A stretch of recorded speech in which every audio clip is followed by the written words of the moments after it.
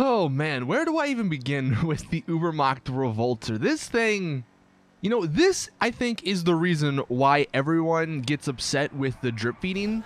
Some of the vehicles are amazing. Like last week was really good. The GT500, that was a nice car. I mean, some of the upcoming cars, the Neon, that one looks really cool. Even the new truck that's coming out has a bunch of customization. And going back through some of the drip feeding vehicles, they were pretty well-made vehicles. But then we get this.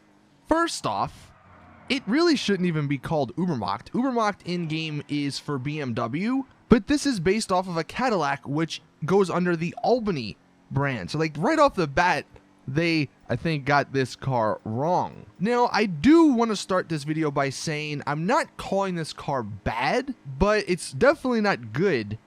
And it's definitely not worth $1.6 million because yes, everyone, that is how much this vehicle costs. Up until this point, the Ocelot Lynx was probably the most overpriced vehicle in the game. But now, we have a new contender.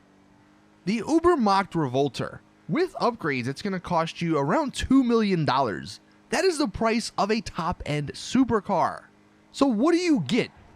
Now, I'm doing this in single player because I'm not spending and wasting my money in online because it's an absolute joke. As for the customization, there is none. There really is no customization on this vehicle. The one good thing I will say, the paint jobs, like the primary, the secondary, and the trim color, they're kind of good, right? They got them in good locations, and obviously having those three, you can somewhat customize your vehicle to make it unique enough. But there's really no other customization when I was going down. It allowed me to put a livery on, but I think that's just the same liveries you get with all of the other armored and weaponized vehicles. The one thing you can actually do with this is you can put a machine gun on it if you bring it to your MOC or Avenger. But the machine gun is one of those worthless machine guns. So as far as customization goes, I'm going to have to give it like an F grade because it's lacking a bunch. Now for interior design, it looks somewhat good, if that's something you're into. The problem is it does feel somewhat constricted, like you don't really have a wide viewing angle like some of the previous vehicles we've gotten, but I know first person is not that important for everyone. Just thought I'd mention it. Also, I will mention it is an all-wheel drive vehicle, so you'll see when we get to the performance part, it does have good acceleration. That's like the one pro. But apart from that, there's really not much else to this car. Now, it's in the sports class, and that's another mistake on Rockstar's part, because it could have probably easily gone in the sedans class, where it probably should belong. Because in the sports class, it doesn't compete with anything. So for racing, you're really never going to use this vehicle. Now, as for driving it around, how does it handle? Like I said, I'm not going to call it bad because it's actually pretty decent. The handling isn't anything special, like it does feel somewhat heavy when you're turning, but for the most part, I didn't have any complaints with the handling. Just driving it around in single player, I didn't spin out too often, and I could pretty much control it. But I think that's mainly in part to it doesn't really have much speed.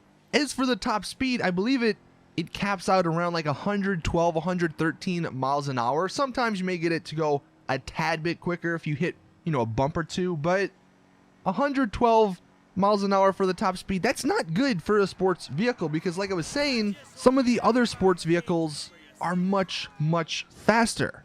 For example, the Jester has 117 miles an hour, the 770 is 122 miles an hour, and the Pariah, one of the new vehicles, is like 130 or 140 miles per hour. So compared to those, it's not good. Now I will say, if you are going to compare it to one of the other sport cars that is a 4-door, you can compare it against the Shafter V12.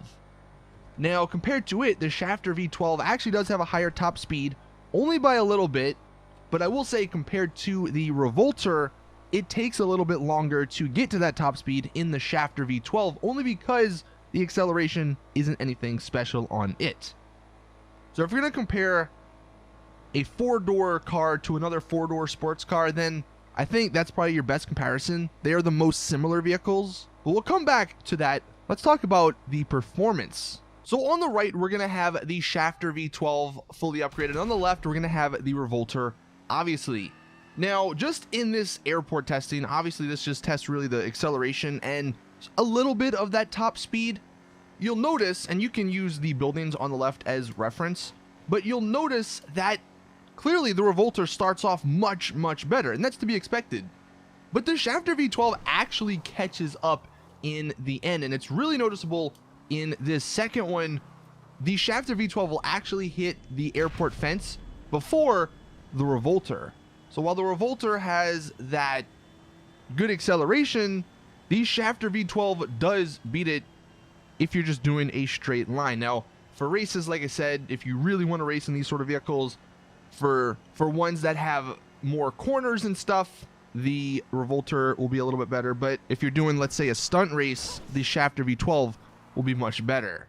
And let's talk about that, because like I said, the Shafter V12 is so similar to the Revolter.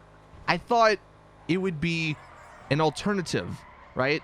Now, I know most people nowadays buy vehicles based off of looks, perhaps, instead of stats, because we have so many vehicles in the game. But if you are buying something for stats, the V12 is a much, much better option. Because guess what? It only costs $100-something thousand.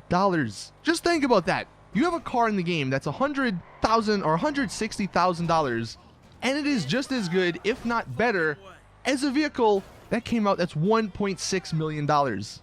Plus, you can get an armored version of it. So, if you really want a car that's like the Revolter, the V12 is like the best option for you. And that is going to answer the question, should you buy it? No, you shouldn't. Unless you have $1 billion and you really want this car, don't buy it. It doesn't have good customization. The handling is decent, but it's nothing special. It's not going to compete in sports races. The top speed isn't any good, and it's insanely overpriced. It really just makes you think, how does Rockstar put out some of these vehicles that are amazing, and then they put this out? Like, this is a complete joke. So hopefully this video helped you guys out if you were looking into it. Let me know your thoughts in the comment section. At this point, which car do you think is more overpriced? The Lynx that we had back in the day, or the new Revolter? Anyway, thank you all. Please drop the video a like if you'd enjoy, subscribe, all that stuff. And as always, I'll see you guys in the next one.